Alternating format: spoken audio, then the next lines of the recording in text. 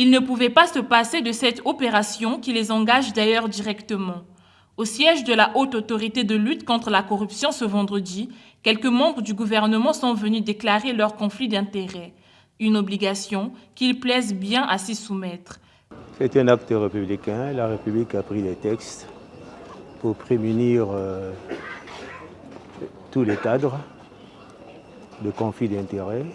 Et donc, je me réjouis d'avoir fait cette déclaration aujourd'hui. Déclarer ces conflits d'intérêts est un acte citoyen qui tire son origine du décret 2022-264 du 3 août 2022. Cette disposition porte essentiellement sur les modalités de prévention et de gestion de tout conflit d'intérêts. Quoi de plus normal qu'elle soit effective?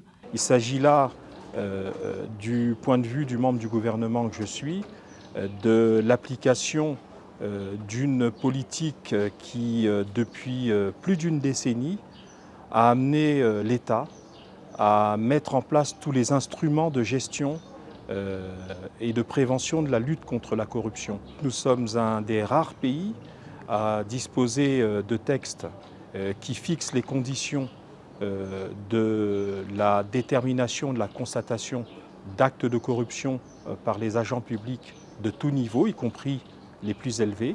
Et là, nous avons avec ce texte une avancée nouvelle, une perfection du texte, une précision des mécanismes de prévention. Et c'est là un progrès.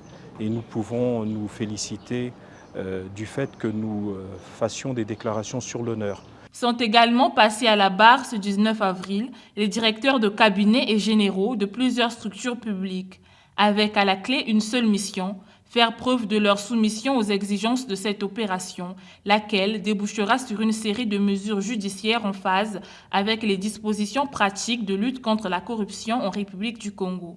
Le marathon consécutif à la déclaration des conflits d'intérêts suit son cours jusqu'au 30 avril prochain.